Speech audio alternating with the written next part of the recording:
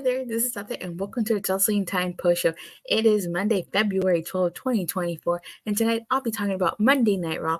Let's kick things off talking about this Cody Rhodes in-ring promo.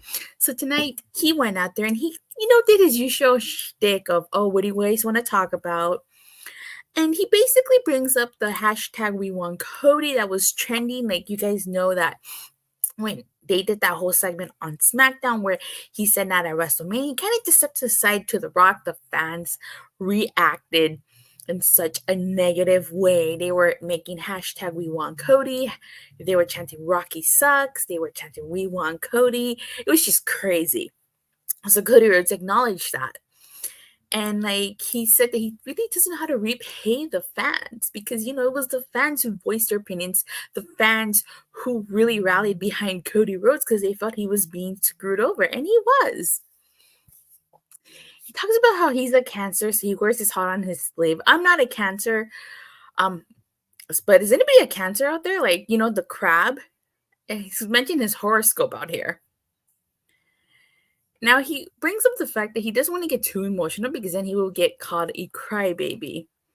They had to listen to the fans, and I'm glad they did. Me too. I'm glad they did because the story that we're getting is freaking phenomenal. I'm actually really glad they did pivot.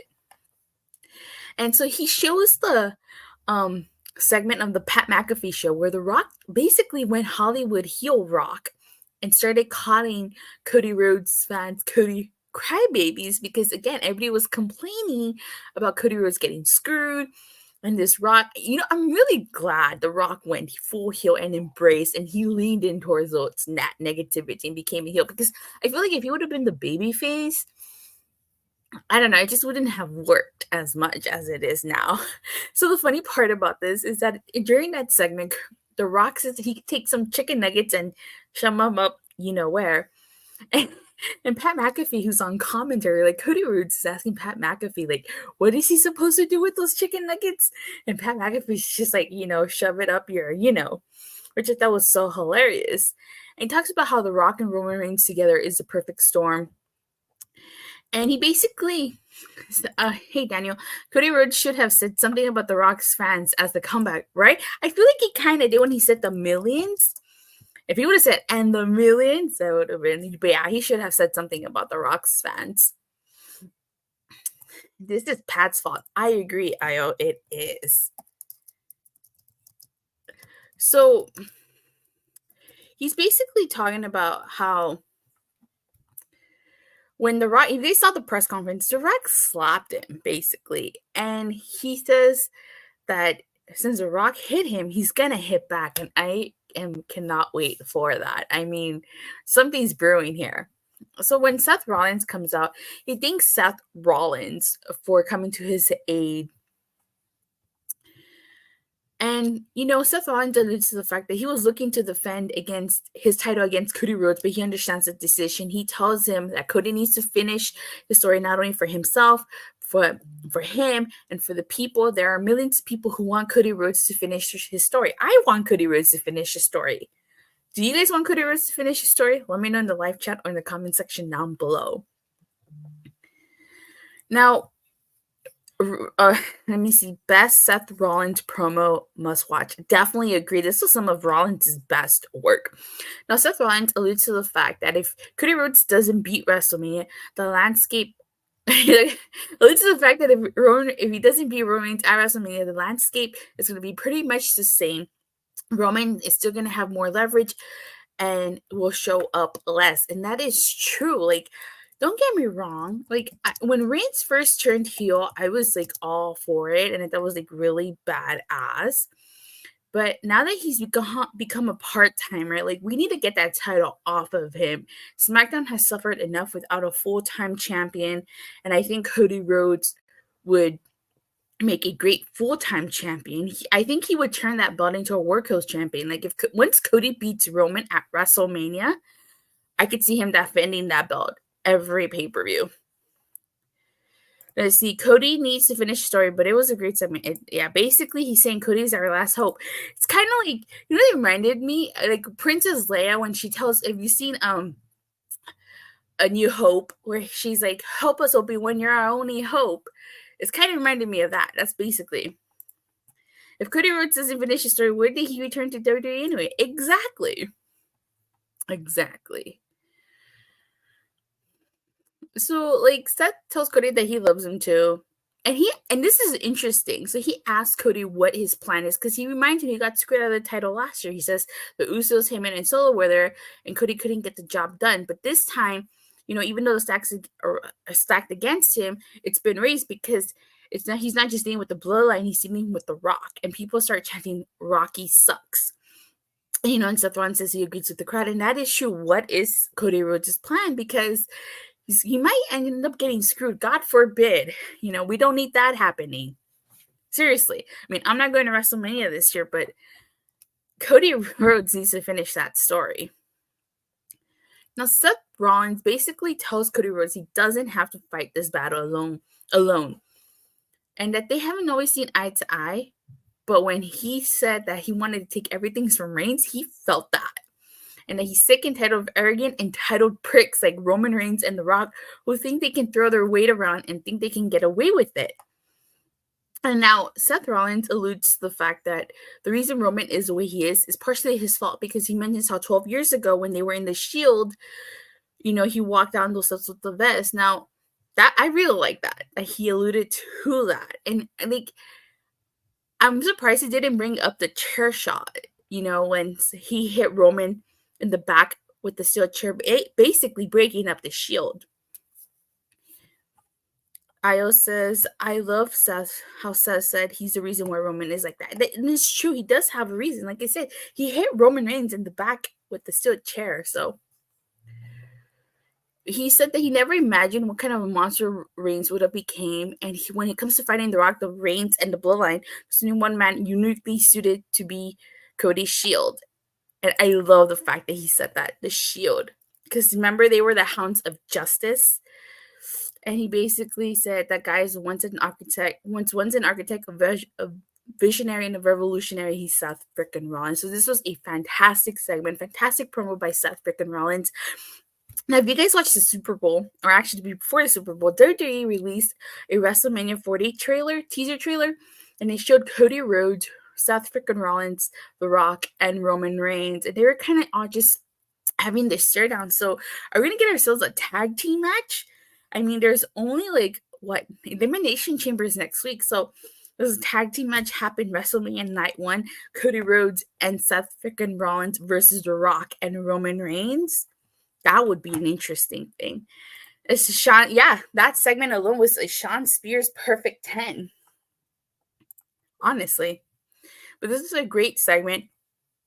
I do think that we're going to get some type of tag team match. It makes the most sense, especially after everything that happened at the press conference, what Seth Rollins said here, and Cody Rhodes alluding to the fact that he's going to hit The Rock for stopping him. Seth being in Cody's corner could be just what needs to achieve the story. I think Jey is also going to be there too. I think Jay's probably going to stop Jimmy. Maybe Rollins stops Solo, and that just leaves The Rock. So we'll see. Tag match for Night 1, I think. I think so too. I think it's a tag match. Because it's only a week left to go for Elimination Chamber.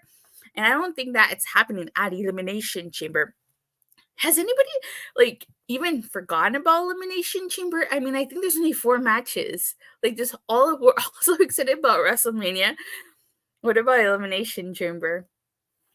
I guess the hype for that, it's just not there. Although I am curious to see who's going to face Seth frickin' Rollins in the Chamber. But let's get into this Raw review. So, Jay slapping Gunter, what it is with those Samoan slapping folks, I don't know, honestly. So Monday Night Raw kicked off with the New Day and Jey Uso versus the Imperium. This was a great match to kick off Monday Night Raw. This was a really fun match.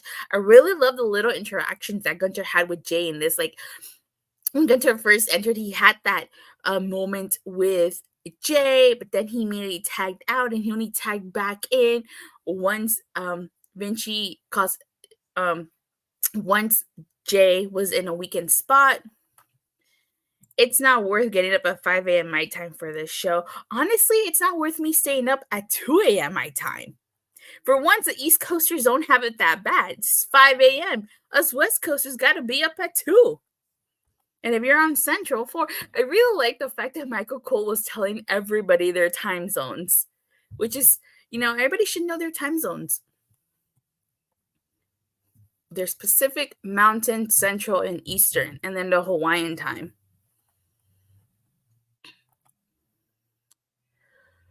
So,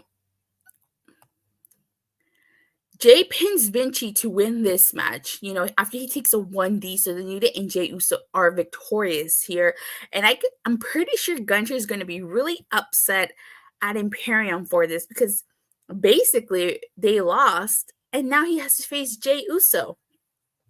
So as we find out later on the night, Jey Uso will face Gunter for the Intercontinental title next week.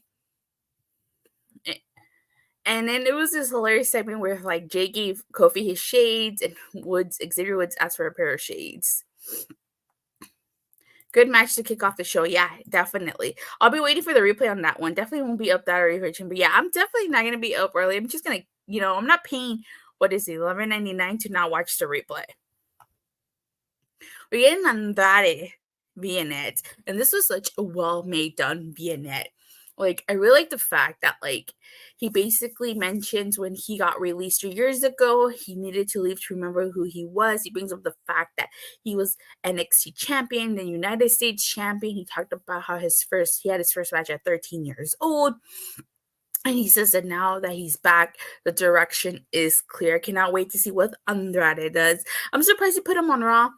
But I guess, since Charlotte is out with that injury, they're in no rush to put him on SmackDown. But I honestly felt like he fit on SmackDown. Put him in the LWO storyline. Have him reunite with Zelina Vega. I wanted that. They already need to start Andrade's push already.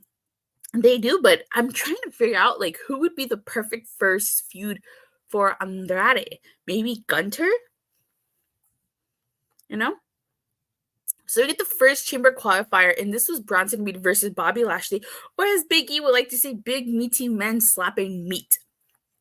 So this was a decent match, but I was really surprised by the outcome of this match. We had Bobby Lashley going over Bronson Reed, which surprised me because, with them being in Australia, Bronson Reed being Australian, I would have thought they would have given Bronson Reed a moment in his home country of Australia, but that was not the case here. Bobby Lashley defeated Bronson Reed after he hit him with a slam from the top rope and then a spear.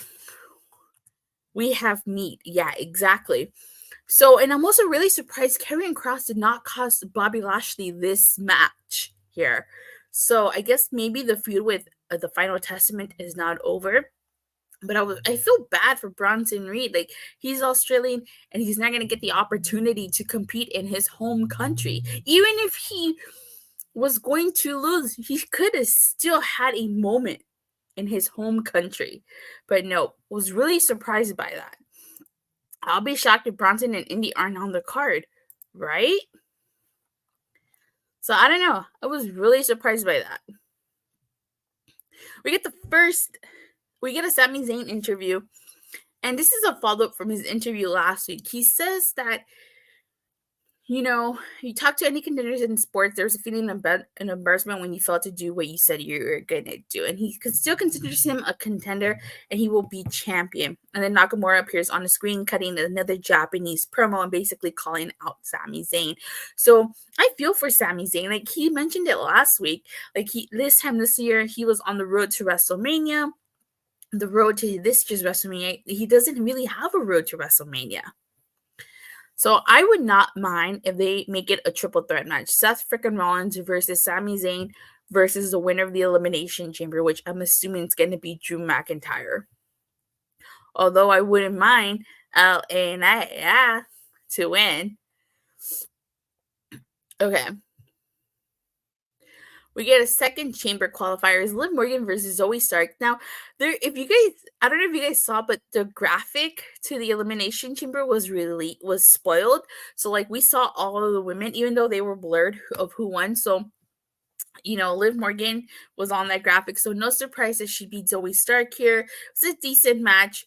Liv Morgan's on the road to get her revenge on Rhea Ripley. We had a Judgment Day segment, and R-Truth is walking with them. Damian Priest says that the joke is over and that every beating Truth had gotten was just a beating. Like, Truth thought this was an initiation. And basically, Damian Priest tells R-Truth that tonight's going to be an execution. And it's so funny because before his match with JD McDonagh, R-Truth is on the phone trying to call The Miz, and Adam Pearce is trying to get him to go to the ring because his match is next. And he tells The Miz to hop on a plane and fly out to Raw. Remember, they're in Louisville, Kentucky, and The Miz is in LA. That's not a short flight. That's like at the most a 3 to 4 hour flight, maybe 5. I'm trying to think. Well, I mean, for when I went to Texas, it was 2 hours, like 2 to 3 hours to Texas. So you add maybe an extra hour, like maybe 3 to 4 hours. It's 4 hours from here to Chicago, wherever Kentucky is on the map. I'm sure it's like a 3 to 4 hour flight. So that was not going to be a short flight for The Miz. Walter says he was sad for Truth. Me too. I shed a little tear for Truth. Truth is so over. Yes, he is. Dirty sponsored by Arby's.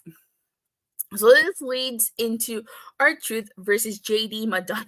And it's so funny because he's like telling the ref that, the Miz cause, to let him know that he has this match. So like, I really love the fact that R-Truth paid homage to his childhood hero John Cena by doing the attitude adjustment to JD, but also by doing the 5-knuckle shuffle.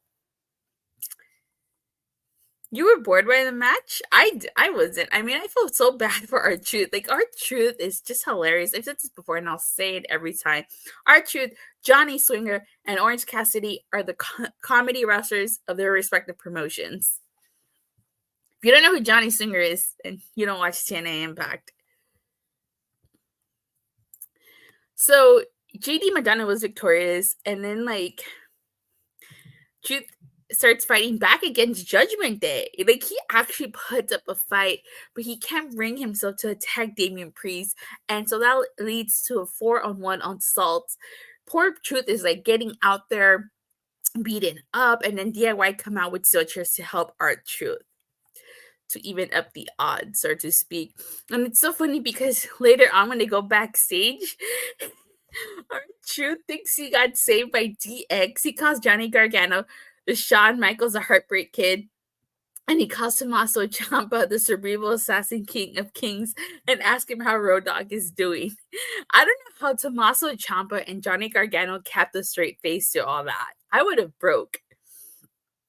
And he tells that he's got 2 words for them. And you can hear the crowd say, suck it. And R-Truth tells DIY, thank you. And Gargano just looks at Ciampa and says he was glad it wasn't the other 2 words. So that is hilarious. Like, R-Truth, it's funny. It's really hard. I get it, though. R-Truth's comedy is not for everybody. So we get the first Sami Zayn backstage segment. And, like, Cody just thanks him for last week for having his back. Sami tells Cody he's always going to have his back, and Cody is basically going to have his back. And Cody basically tells Sami the fans believe in him, and they hug. So that's the first backstage segment. Truth deserves a Mania match, enough said. I honestly think, and talked about this before, and I'll say it again, honestly think we're going to get a repeat of last year. The truth is the Sami Zayn to Judgment Day's bloodline. And I think it's a repeat. We're going to have the Awesome Truth, which are going to be the Kevin Owens and Sami Zayn versus Finn Balor and Damian Priest's Usos, I think that's what it's going to be. It's going to be the Awesome Truth versus Damian Priest and Finn Balor for those tag titles at WrestleMania. And I sound like a broken record for saying this, but we need new tag belts. When are we going to get new tag belts? We haven't even addressed the tag belt situation. Are they going to split the tag belts? Are you just going to get new tag titles? Man, I should just insert a video of me just talking about this because I say this every single time. Rhea Ripley got a new belt. Asuka, when she was women's champion, got a new belt. Roman Reigns got a new belt. Seth Rollins was given a new belt. When the hell are we gonna get new tag titles? They still have the traditional red and blue tag titles. When the Raw should be the World Tag titles and SmackDown should be the WWE Tag titles. If you're not gonna split up the belts, fine, don't split them up. But give us new titles. And my issue with them not splitting up the belt is Judgment Day hasn't been on SmackDown. They're facing someone on SmackDown on the Elimination Chamber. Afterwards, it's gonna go back to Raw. Like, I can't remember the last time Judgment Day. I mean, I know Dominic was on SmackDown, I think this past week, but aside from that, and them as a faction, when was the last time they were on SmackDown? Merge the tag division and give them one, but that's all we need. I don't have a problem with that, but again, we need balance. Like, they can't just spend all their time on Raw and then not go to SmackDown. Like, there should be some balance. Maybe, we're on to Mania, you do a Raw feud. After Mania, the Raw after Mania to Backlash, you do a SmackDown feud or something like that. A nice balance would be nice. Don't just hang out all on Raw. Okay. So we get a Becky Lynch in-ring promo. She basically is talking about how she loves this business so much. She was 15 when she first stepped foot in this business. She met her husband. She had her daughter. She missed her own dad's funeral and lots of other things because of the business. And she has to explain to her daughter why she can't pick her up, why her father has to fight. What's that character's name? Maui?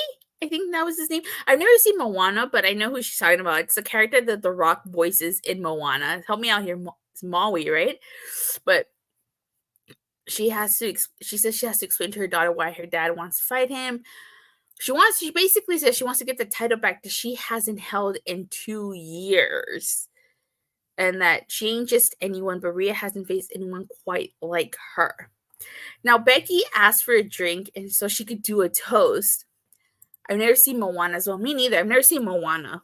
So I don't know if it's how good it is or if, I didn't have a drink. I just had my water bottle. So Dwayne plays Maui. Yeah. That's how you say it, right? Maui? I didn't have a drink or a fizz or popcorn like she asked, but I had my water bottle. So I lifted up my water bottle. And she basically wanted to do a toast to Rhea Ripley to enjoy her last few weeks as champion. So did you guys have a drink when she said to do a toast? It's good. Check it before the sequel comes. I need to check it before the live action comes out. So out of all of this, Nia Jax comes out and she basically starts talking about how Nadia's going to stop Becky from beating Rhea, just like Nadia's going to stop her from beating Rhea. And then, Rhea Ripley comes on and it just turns into this, madness. Nia Jackson almost sends Rhea into Becky, and she squashes both of them. And then there's this moment where Becky and Rhea have, a stare down. So, I think this makes pretty obvious. I had no drink. I was on my phone throughout the segment. You didn't care. I think it's pretty obvious Becky Lynch is winning that Elimination Chamber after this because that's what they've been building to. So, Drew McIntyre gets interviewed backstage, and he said that all he ever did was give the fans what they wanted. He says Rollins was selfish for playing the hero, caused himself the underdog, and he had to beat Styles to qualify for the Elimination Chamber. He says he does things the right way, the Drew way, and pleads with Cody to not have finished his match because he may not make it to Mania, just like Punk. Drew McIntyre doing the best work of his career. And like I said, I wouldn't mind him. I don't know who else is going to make it to inside the Elimination Chamber, but I wouldn't mind Drew McIntyre winning. We'll get the Chamber qualifiers. LA Knight, versus Ivar. This was a good match. I was pulling for LA Knight, Don't get me wrong, I like Ivar, but I feel like LA Knight, should have won this match. I'm glad he did, but I'm a little confused as to why AJ Styles wasn't out there costing him since LA Knight, inadvertently cost Styles his match. If Drew wins this chamber, he gotta win the belt. Yeah. So So LA Knight, wins after he hits Ivar with the BFT. So maybe we might get AJ Styles versus LA Knight. Yeah, it doesn't seem like their feud's going to be over anytime soon. I wouldn't mind LA Knight, winning the chamber, you know. But I don't think that's going to happen just yet, unfortunately.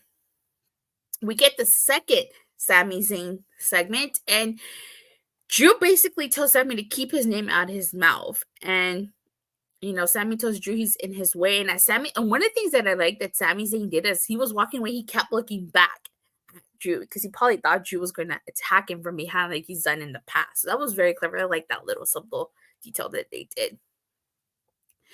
I guess you can call it an Adam Pearce segment because it was basically about Adam Pearce, but it had multiple people. So like Chelsea Green asked Adam Pearce if he made a decision about the Last Chance Battle Royal. She's basically pleading that because she's a champion, she doesn't have to compete in that loser battle royal. Indy Hartwell tells Chelsea Green that she needs that chance to compete in front of her family. So I think it would be kind of sucky if Indy Hartwell and Bronson Reed don't compete in their home countries of Australia.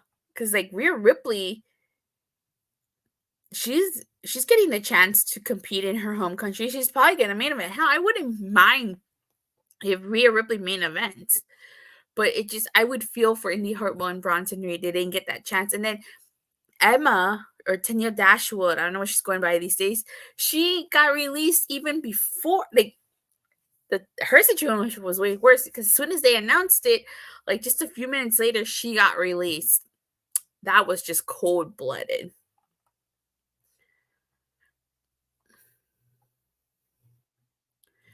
And so Shayna Baszler and Zoey Stark say they wanted to talk to Adam Pearce about those tag titles. Again, it kind of just sucks that like they haven't given Shayna Baszler an opportunity like at singles gold or singles run. Like they keep sticking her freaking tag teams.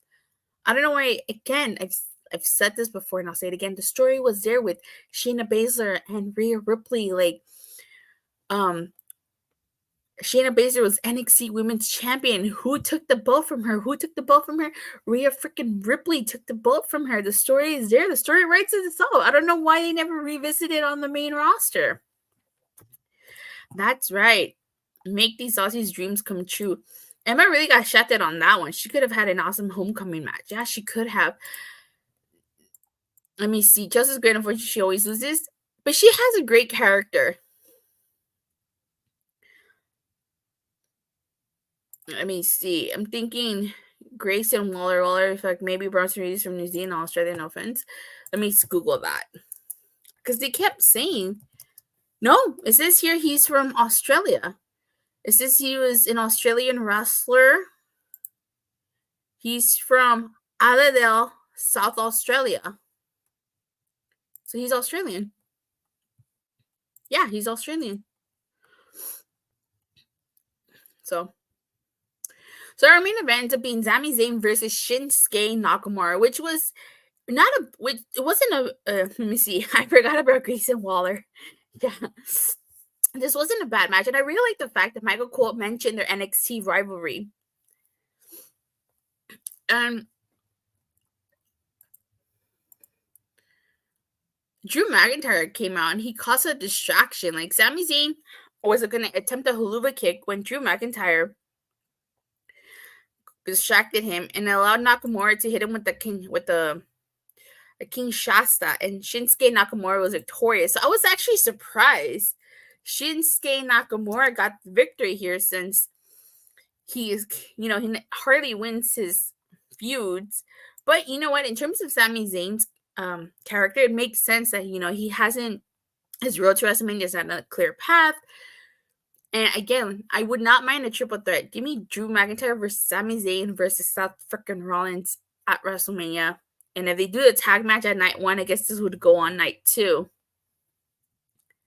So I wouldn't mind that. Between Drew McIntyre and Sami Zayn, if Drew McIntyre doesn't re-sign a contract, I can see Sami Zayn winning.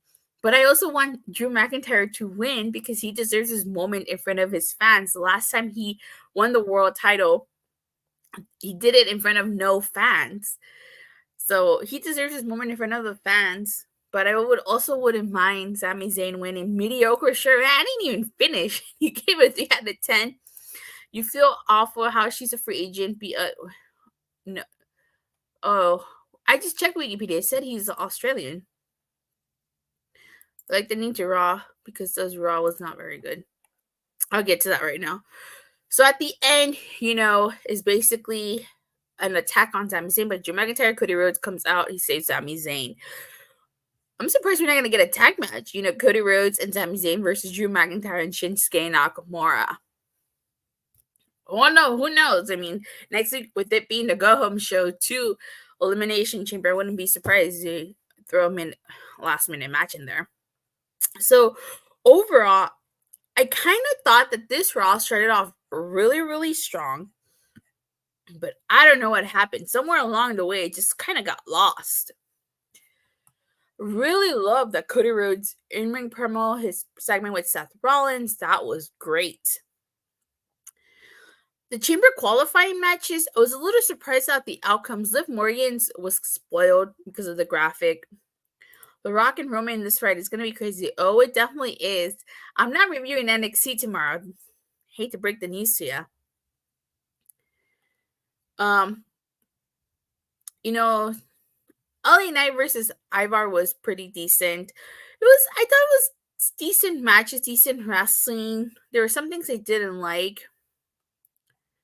Really love that Andrade Vignette. I'm not going to give it a 3 out of 10 here. I'm going to be kind of generous. I give it a 6 out of 10. It was a pretty decent show. Had some good stuff, had some okay stuff on there. Let me see. 3 out of 10 because if good promos, Cody, Seth, Rhea, sorry, you're right. I must be thinking of AW. Juice Robinson, he's from New Zealand. Juice Robinson is not from New Zealand. You're thinking of Jay White. All right. With that being said, you guys, thank you guys all so much for watching and for the continued support. Please don't forget to like and subscribe. Make sure you hit the bell so you get notified whenever I go live or release a new video. And I am currently on the road to 1,000 subscribers. Help me get to 1,000 subscribers by Monday, March 4th, and I'll review NXT Roadblock. If I don't get to 1,000 subscribers by Monday, March 4th, I won't be reviewing it. So, help me out, please. And with that being said, I'll see you guys Wednesday after AEW Dynamite. Bye.